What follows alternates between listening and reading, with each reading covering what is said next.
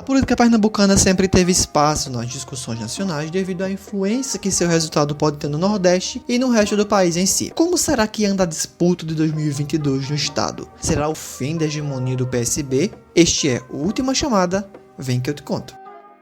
Antes de tudo, eu quero deixar claro que, considerando o formato de constante mudança da política, esse vídeo pode se tornar obsoleto em pouquíssimo tempo.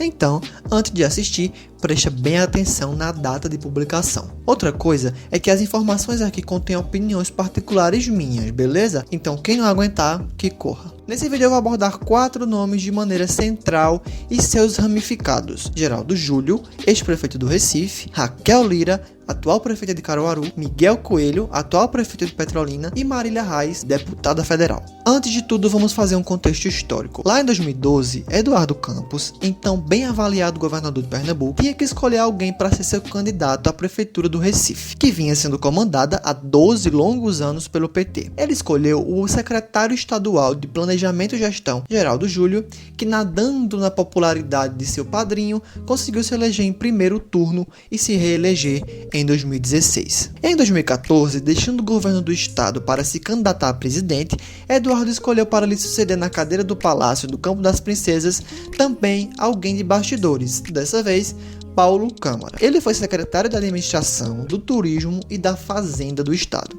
Começou a campanha como um desconhecido e, ao ter o seu nome atrelado a seu padrinho, tornou-se competitivo frente a seu opositor Armando Monteiro, candidato pelo PTB, que naquela ocasião era o candidato do Lula e que, curiosamente, hoje está filiado ao PSDB. Com a comoção da morte de Eduardo, em 2014, a eleição naquele ano foi resolvida ainda no primeiro turno, com a eleição de Câmara, que também se reelegeu em 2018, sem que até hoje muita gente entenda como. Para 2022, então, o nome de Geraldo Júlio seria o natural para a sucessão, já que ele vinha da prefeitura do Recife, mas ele arredou o pé e decidiu que não quer. Com isso, o governador Paulo Câmara e os demais nomes de influência na Frente Popular vêm trabalhando em 3 nomes: Tadeu Alencar, deputado federal que quase foi candidato em 2014 no lugar de Câmara; Danilo Cabral, também deputado federal; e José Neto, secretário da Casa Civil do governo do estado. A verdade aqui é que o PSB mingua sem um nome de fato popular. Paulo e Geraldo nunca foram nomes eleitorais de fato e nadaram suavemente no mar de popularidade e no legado de seu padrinho. A decisão mais acertada dos últimos 12 anos de Geraldo Júlio talvez seja a de não se candidatar ao governo do estado, considerando sua tamanha rejeição na capital pernambucana, fato que inclusive o tirou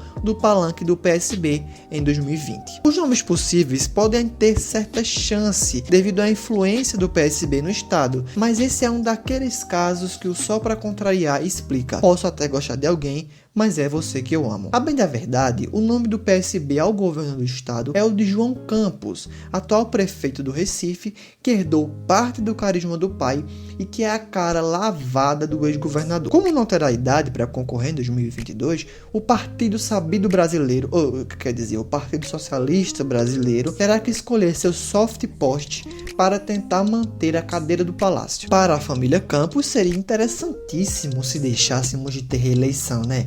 Só assim o príncipe João poderia levar seus parentes de maneira fixa de volta ao palácio. Saindo dos Campos para falar sobre uma prima de João, Marília Reis liderava as pesquisas em 2018 ao governo do estado, mas foi rifada.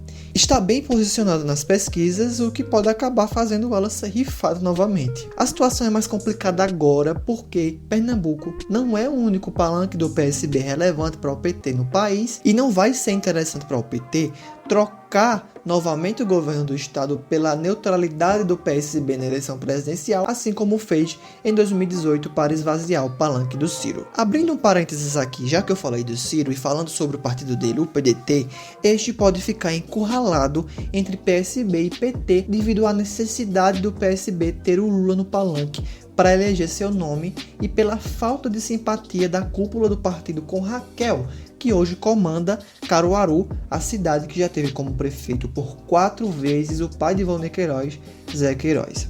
Volney, que hoje é deputado federal, pretende ser senador. Se quiser ser candidato no palanque do PSB, vai ter que disputar com outros nomes, como André de Paula, que também é deputado federal, só que pelo PSD, que tem uma moeda de troca muito mais cara com o PT e com o PSB do que Volney e seu partido. Ele também terá que disputar com Silvio Costa Filho, do Republicanos, e Eduardo da Fonte, do PP, que querem porque querem uma vaga ao Senado como senador do Lula. Voltando a falar da Marília, especula-se que ela também quer uma vaga ao Senado, mas ela tem problemas pessoais com o PSB, coisa de família. Perdeu a eleição em 2020 numa eleição sujíssima dos dois lados e perdeu a força de voz que poderia ter conseguido dentro do próprio partido. Humberto Costa, nome ventilado também para ser candidato a governador pelo PT, não tem força para se candidatar ao governo e mantém uma boa relação com o PSB, sendo ele um elo entre os dois partidos que pode fazer com que essa aliança PSB-PT saia no estado. Raquel Lira vive o dilema, que parece já ter resolvido, de ter que abandonar a prefeitura de Caruaru para se candidatar ao governo do estado. Ela manda no partido dela em Pernambuco, ela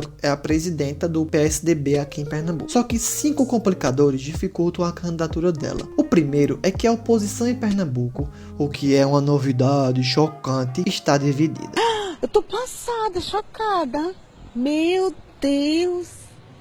Jesus. O segundo ponto é que ela apoiou Eduardo Leite nas prévias do PSDB, que perdeu para João Dória. Ela e seus aliados dizem que nada mudou a nível estadual, mas é inegável que o conforto de Raquel seria maior se o governador do Rio Grande do Sul tivesse saído vitorioso. Só resta esperar para ver até que ponto vai o rancor do governador e vacinador calça apertada Dória. O terceiro ponto é que ela tem certa força em uma região de Pernambuco, que é o Agreste, onde fica Caruaru, mas pouca no resto do estado. O quarto ponto é que Bolsonaro se filiou ao PL, o Partido Liberal. Raquel fez uma aliança com Anderson Ferreira, presidente do PL em Pernambuco e prefeito de Jaboatão dos Guararapes. Dessa aliança, que ainda tem PSC e Cidadania, segundo eles, só deve sair um candidato. O problema é que com Bolsonaro no PL e se negando a apoiar alguém do PSDB, o friendship de Raquel e Anderson pode estar sob ameaça. Raquel, inclusive, já declarou abertamente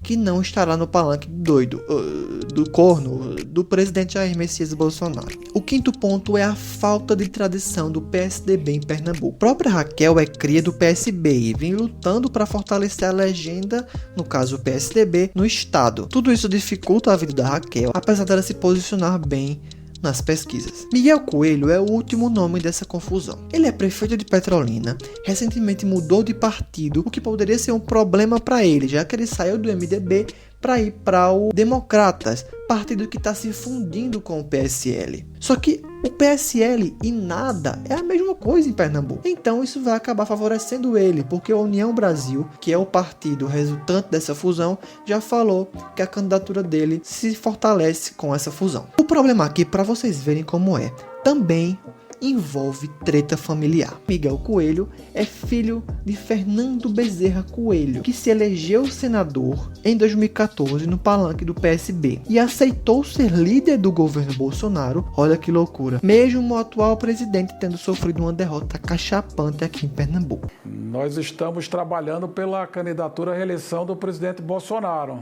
Ele deixou o cargo de líder do governo agora ao ser traído quando esperava o apoio do governo para conseguir um cargo no TCU e só recebeu 7 pífios votos no total. Para Miguel, já seria ruim se o pai decidisse abrir palanque para Bolsonaro e tentar se reeleger senador. Se Fernando não montar palanque, é provável que volte a negociar com a base do PSB para conseguir algo em troca, e a moeda de troca que ele pode oferecer é a candidatura do filho. Outro ponto que pode prejudicar Miguel é que ele seria o candidato do voto mais conservador do estado caso Bolsonaro não tivesse candidato aqui. Mas o sanfoneiro oficial da República quer tentar ser governador, o que vai fazer com que ele atraia os votos dos eleitores do presidente.